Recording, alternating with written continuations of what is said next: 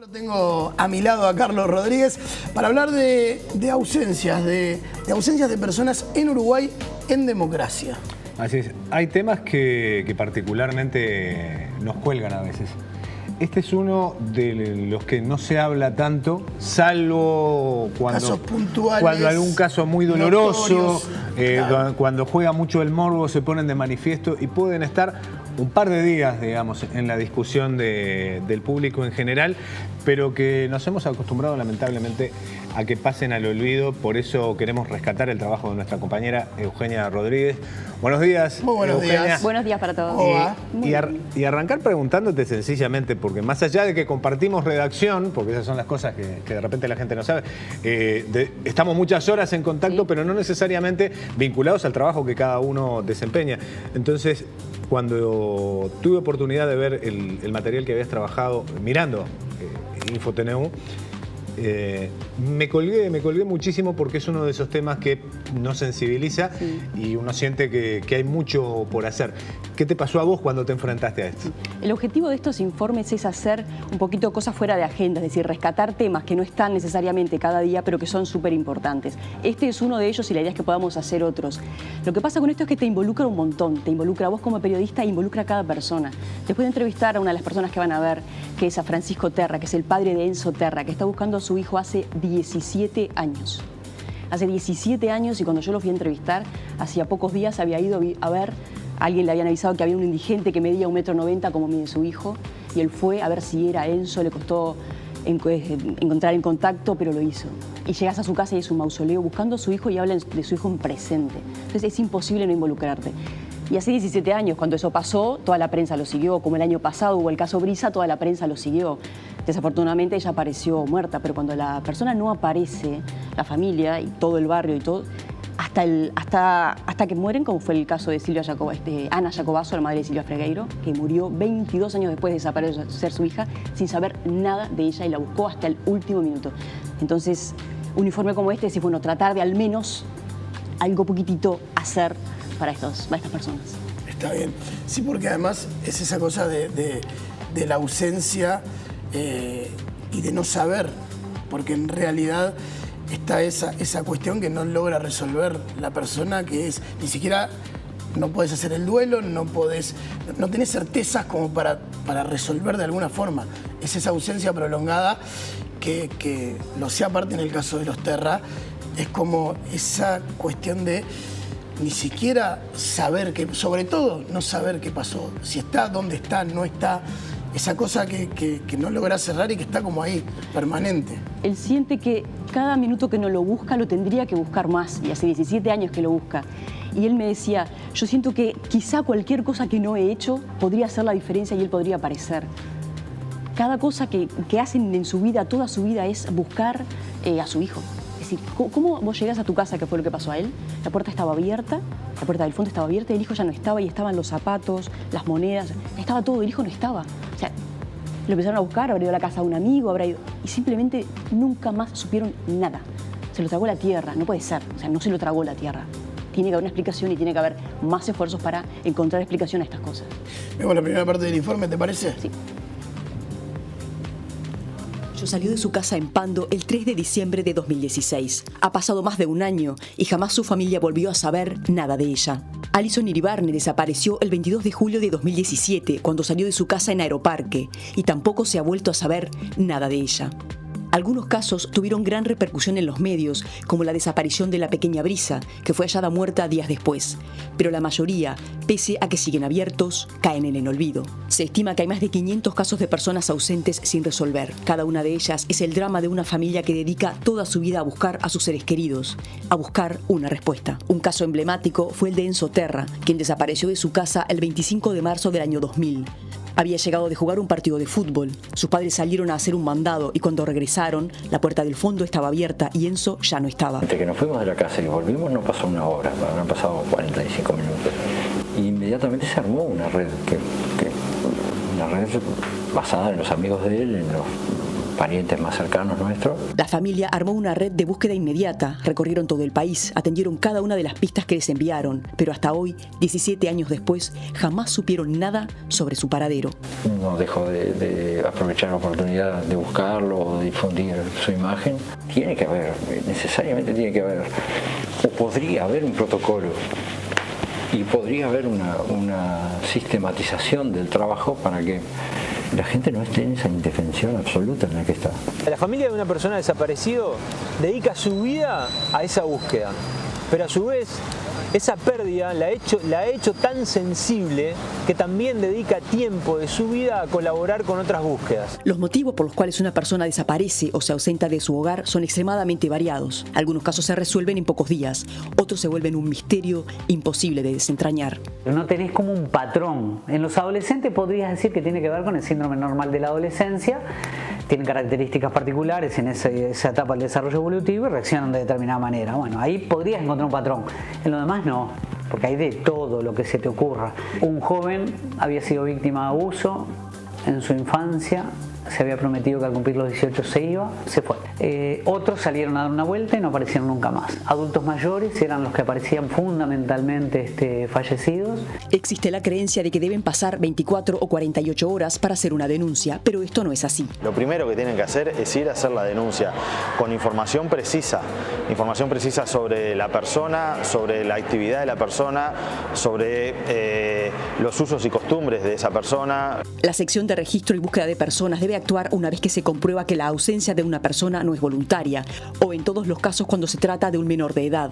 Pero los recursos con los que cuenta este departamento son escasos. Funciona a mi juicio, con muy pocos efectivos. Creo que son 10 o 11, pero de todas formas, dada la envergadura de este tipo de situaciones, entendemos que debería reforzarse tanto con efectivos para el trabajo de campo, es decir, de búsqueda, como de contención a la familia. Vos tenés que oficiar a Salud Pública, hoy tenemos ACE, a las necrópolis del país, porque pudo haber sido alguien sepultado como NN, que dicho sea de paso, cuando yo asumo, yo pedí los registros previos y habían cerca de 400 personas en condición de NN históricas, que implicaba un proceso de evaluación que no logramos ni cerca terminarlo.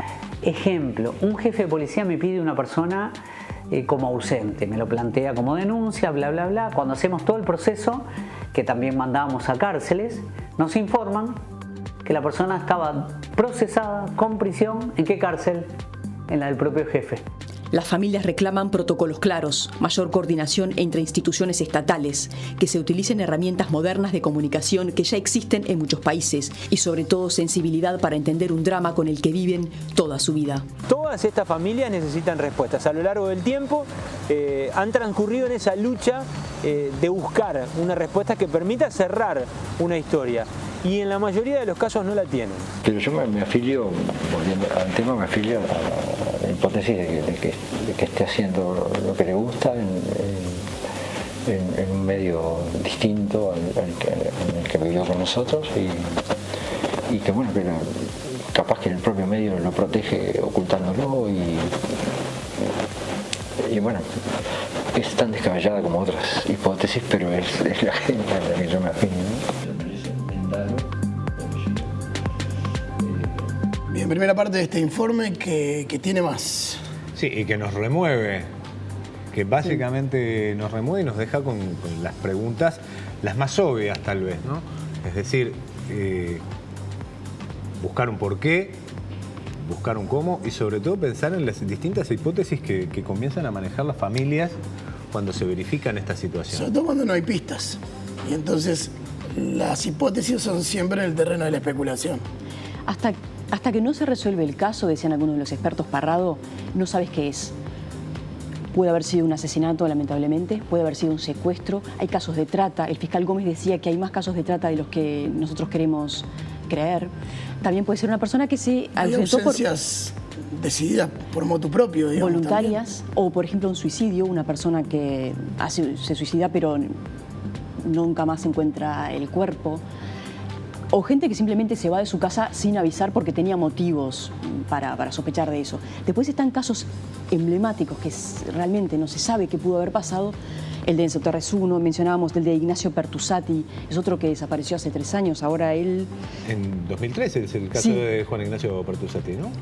No, de Pertusati es un niño en el año 2003, salió a comprar un helado y no volvió nunca más. Hubo muchas sospechas, pero no volvió nunca más, su familia lo busca. Ignacio Susaeta es el que el 23 de enero, 3 años atrás, desapareció, apareció su auto y la familia no sabe nada de él, lo siguen buscando, hacen marchas. Un poco lo que las familias piden es que haya una sistematización de la búsqueda. Hay un protocolo en la policía y se está tratando de mejorar ese protocolo, lo decía el fiscal Gómez. Pero la realidad, más allá de que los casos están abiertos y hay más de 500 casos abiertos, es que en realidad quienes buscan son las familiares. El esfuerzo de la policía, el caso sigue abierto, se supone que cada un cierto tiempo vuelven a retomar la búsqueda.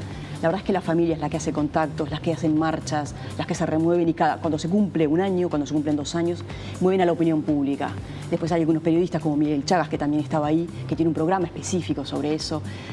Pero el esfuerzo institucional, lo dice el juez Gómez, no lo digo yo, el fiscal Gómez, debería ser un poquito mayor, sobre todo para los casos viejos, ¿no?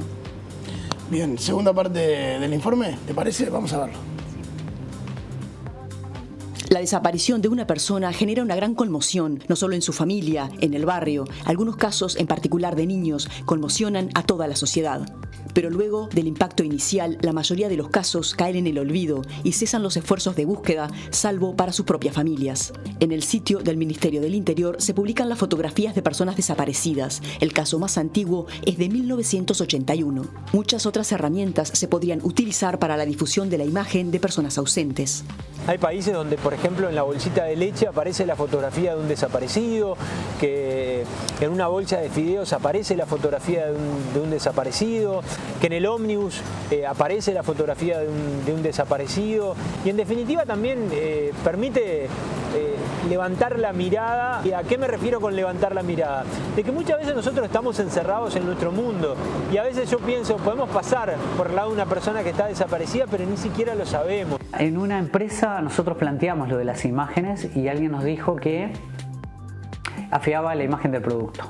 A mí me mandan al celular, digite tal número y aporta tanto para tal lado. Antel, cárguese las pilas. ¿Qué te manda una imagen? ¿Será muy difícil que el Estado gaste unos pesitos y con el Ministerio del Interior elija qué imagen te pone en el sobre de tu factura telefónica, de OCE? Yo creo que no. En el Parlamento hay un proyecto de ley presentado en el año 2017 para que las imágenes se difundan en envases de diversos productos que aún no se ha estudiado. Las redes sociales son un factor de difusión que tiene enorme inmediatez, pero también es un arma de doble filo. Las redes sociales son importantes porque son ya parte de nuestra vida y querer anularlas son imposibles. Lo que hay que tener es un uso responsable de eso.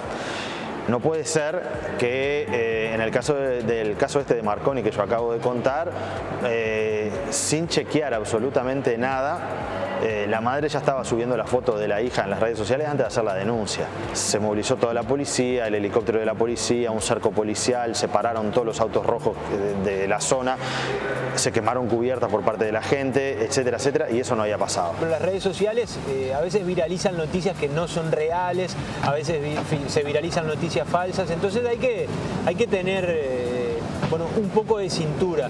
Y yo creo que en este caso fundamental debería tener, por ejemplo, el Ministerio del Interior un canal oficial en el cual permita a que quien recibe una información pueda inmediatamente saber si es real o no es real. Según datos del Ministerio del Interior, las denuncias de casos de personas desaparecidas han evidenciado un aumento significativo en el transcurso de los años. En el año 2004 se recibieron 51 denuncias anuales. En el año 2016 se realizaron 1.695 denuncias y hasta el mes de septiembre del año 2017 se habían recibido 2.195. Según la última información difundida, desde su creación en el año 2004, la sección ha recibido 11.337 denuncias y resolvió el 94% de los casos. Se estima que hay más de 500 casos abiertos. Bien, Eugenia, en el cierre, al remarcar algo que se decía en la segunda parte del informe. sí, que siempre hay que denunciar, no hay por qué dejar pasar 48 horas ni 24 horas. Cuando esa persona deja de frecuentar los lugares en los que solía ir, hay que hacer la denuncia en la policía. Las redes sociales son muy útiles para difundir los casos, pero a veces se crea alarma social innecesariamente. Ir a la policía, chequear y después que se ha comprobado que es una ausencia no voluntaria, sí salir con todas las herramientas a las redes o a donde le parezca pertinente a la familia. Muy bien, gracias, Eugenia. Me queda la sensación de cuánto queda por hacer, ¿no? Desde todos los ámbitos, ¿no? Porque no solamente desde la institucionalidad, todo lo que se maneja resta por hacer, sino también desde el encare que le damos los que tenemos el privilegio de estar delante de una cámara. Y la importancia que le damos o no a determinados temas en un país que tiene una agenda acostumbrada como muy cuadradita, ¿no? Que no se sale mucho de la última declaración política, del último conflicto o de la última cosa muy puntual. Sí, ¿no? es cierto. Igual hay una cuestión casi mundial que es que, como decía Eugenia, cuando sucede el caso o determinados casos por algunas características están en las headlines, pero llega un momento en el que dejan de estarlo porque pasan otras cosas. Está bueno ese rescate de un tema que, si uno lo ve salpicado en el tiempo, tiene muchos picos, pero no una continuidad. Gracias, Eugenia. Entonces,